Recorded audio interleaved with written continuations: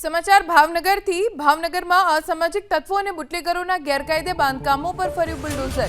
વહેલી સવારથી આડોડિયા વિસ્તારમાં ચુસ્ત પોલીસ બંદોબસ્ત સાથે ભાવનગર મહાનગરપાલિકાએ મેગા ડિમોલિશન શરૂ કર્યું। આ કામગીરી માટે city DYSP, LCB, Ghogha road, Bor Talav અને ગંગાજળિયા પોલીસ સ્ટેશન સહિત 200થી વધુ પોલીસ જવાનોનો ચુસ્ત બંદોબસ્ત ગોઠવાયો। 4 જેસીબી મશીન્સથી ડિમોલિશનની કામગીરી શરૂ કરાઈ છે, જેમાં કોર્પોરેશન, પીજીવીસીએલ અને ફાયર વિભાગનો સ્ટાફ પણ છે। અચાનક હાથ ધરાયેલી આ કાર્યવાહીથી ગુનાહિત પ્રવૃત્તિમાં સંકળાયેલા તત્વોમાં ભય ફેલાયો છે।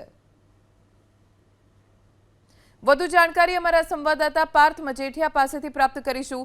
પાર્થ, ગેરકાયદે બાંધકામો પર પ્રશાસનનું બુલડોઝર ફરી વળ્યું છે।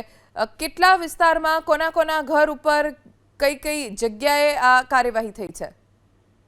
જો ભાવનગર શહેરમાં અગાઉ પણ થોડા દિવસ પહેલા આ પ્રમાણે કાર્યવાહી કરવામાં આવી હતી। આજે ભાવનગર શહેરનો આડોડિયાવાસ વિસ્તાર આવેલો છે કે જ્યાં પોલીસ દ્વારા મેગા ડિમોલેશન હાથ ધરવામાં આવ્યું છે। આ જેટલા પણ મકાનો દૂર કરવામાં આવે છે તેમાં અસામાજિક તત્વોના મકાનો છે તેને દૂર કરવામાં આવે છે, જેમાં બુટલેગરો હોય, શરીર સંબંધિત ગુનાના હોય, પછી કે પ્રોહિબિશનના કેસને લગતા આ જે બુટલેગર હોય તે તમામ અસામાજિક તત્વો છે કે તેમના ગેરકાયદેસર દબાણો છે દૂર કરવામાં આવી રહ્યા છે। જો અત્યારે જે આ ઘટના સ્થળ ઉપર ડીવાયએસપી, 6 પીઆઈ તેમજ પોલીસના અન્ય કર્મચારીઓ છે તે તૈનાત છે, પરંતુ હાલ તો 5 થી 6 જેટલા મકાનો આવેલા છે કે જે અસામાજિક તત્વોના હોય તેમને હટાવવા માટેની કાર્યવાહી હાથ ધરવામાં આવી છે। ભાવનગરના એસપી નીતિશ પાંડે દ્વારા પણ અગાઉ આ જ પ્રમાણે કાર્યવાહી કરવામાં આવી હતી અને હાલ પોલીસનો જે ચુસ્ત બંદોબસ્ત રાખી અને મહાનગરપાલિકાની ટીમ સાથે આ પ્રકારની કાર્યવાહી હાથ ધરવામાં આવી છે। જે જગ્યા ઉપર દુકાનો પણ આવેલી છે તેમને પણ હટાવવામાં આવી રહી છે કે જ્યાં ગેરકાયદેસર પ્રવૃત્તિઓ ચાલતી હોય તે તમામ જગ્યા ઉપર આ પ્રમાણે ડિમોલેશન ની કામગીરી હાથ ધરાઈ છે।